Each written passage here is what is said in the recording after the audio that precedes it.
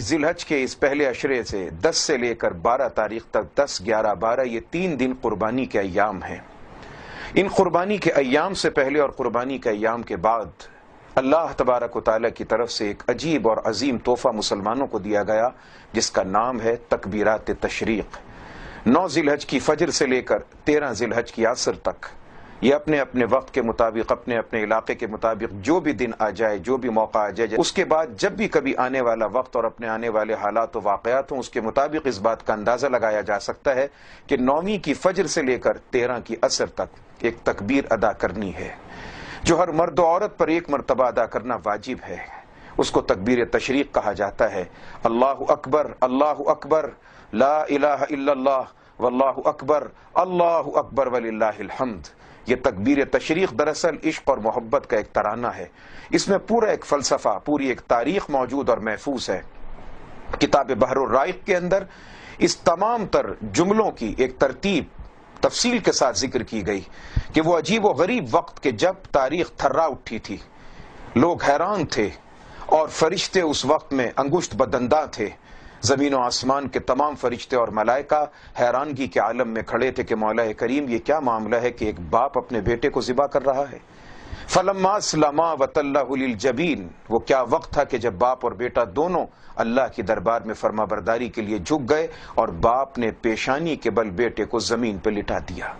بیٹا زمین پر لیٹا ہے اور باپ کے ہاتھ میں چھری ہے۔ باپ وہ جو اللہ کے خلیل ابراہیم علیہ السلام ہیں، اور بیٹا کون؟ اسماعیل علیہ السلام۔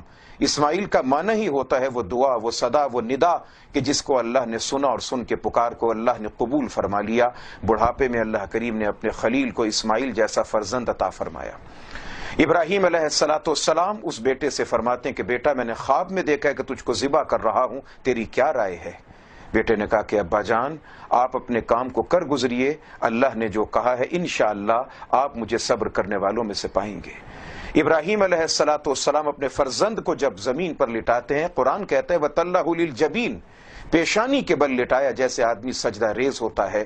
اور ابراہیم علیہ السلام جب اپنے فرزند دلبند کو ذبح کرنا چاہ رہے تھے تو اس وقت میں زمین و آسمان کے ملائکہ کی زبان پر ایک ترانہ دیوانہ وار جاری تھا، اللہ اکبر، اللہ اکبر، اللہ اکبر، اللہ تو سب سے بڑا ہے، اللہ تو سب سے بڑا ہے۔ پروردگار یہ کیا ہو رہا ہے کہ ایک باپ اپنے بیٹے کو اپنے ہاتھوں سے ذبح کر رہا ہے؟ ابراہیم علیہ السلام کے گوش مبارک تک جب یہ آواز پہنچی تو ابراہیم علیہ السلام کی مقام خلت جوش میں آتا ہے اور اللہ کی محبت کے سرشار ہو کر، اللہ کی محبت میں سرشاری کے ساتھ ابراہیم خلیل اللہ کی زبان پر یہ ترانہ جاری ہوتا ہے، لا الہ الا اللہ واللہ اکبر، اے اللہ تیرے سوا کوئی معبود نہیں، تو سب سے بڑا ہے، یہ ایک فرزند نہیں، میرے پاس جو کچھ بھی ہو تیرے نام پر ذبح کرنے کو تیار ہوں۔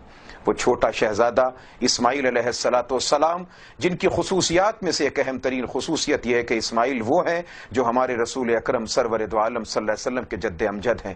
تمام نبیوں میں سے اکثریت کو اللہ نے بھیجا بنی اسرائیل یعقوب علیہ السلام کی اولاد میں، اور ایک آخری اور نبیوں کے سردار کو بھیجا اللہ کریم نے بنی اسماعیل علیہ السلام کی اولاد میں۔ اسماعیل کی اولاد میں پروردگار نے آقا علیہ السلام کو بھیجنا تھا، اور آقا علیہ السلام کی نسل میں پروردگار عالم نے حسنین، کریمین، سیدین، شریفین، امامین، ہمامین رضی اللہ تعالیٰ عنہما کو بھیجنا تھا، جنہوں نے پھر سے قربانی اور پیاس کو برداشت کرنے کی مثالوں کو دنیا کے سامنے پیش کرنا تھا۔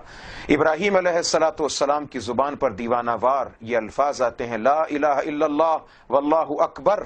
یہ ننھے منھے شہزادے اسماعیل علیہ السلام جو زمین پر سجدہ ریز اپنے آپ کو اللہ کی بارگاہ میں پیش کرنے کے لیے موجود تھے، وہیں پر لیٹے لیٹے کہتے ہیں اللہ اکبر وللہ الحمد، اے اللہ تیرا شکر ہے کہ تو نے مجھ چھوٹے سے ننھے منھے کی قربانی کو قبول فرما لیا۔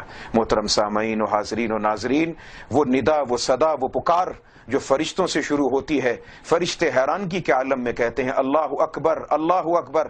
ابراہیم علیہ السلام اللہ کی محبت کے جوش میں سرشار ہو کے فرماتے ہیں لا الہ الا اللہ واللہ اکبر، اور جناب اسماعیل علیہ السلام فرماتے ہیں اللہ اکبر وللہ الحمد۔ یہ جملے جو باپ کے بیٹے کے فرشتوں کی زبان سے محبت کے ادا ہوئے، اللہ تبارک و تعالیٰ نے ان کی حفاظت فرمائی۔ اب 9ویں کی فجر سے لے کر 13 کی عصر تک ہر مسلمان مرد و عورت پر، چاہے وہ نماز باجماعت ادا کرے یا اپنے گھر میں اکیلے نماز پڑھے، اس بابرکت تکبیر کو ایک مرتبہ پڑھنا اس کے لیے ضروری ہے، اس پر واجب ہے۔ بلند آواز کے ساتھ اس تکبیر کو پڑھا جانا اس لیے کہ تاکہ اس محبت اور عشق کی یادگار باقی رہے، ان لفظوں کی یادگار باقی رہے جو اللہ کی محبت میں ادا کیے جاتے ہیں۔ اقول قولی ھذا فاستغفروا لا الہ الا اللہ وما علینا الا البلاغ المبین۔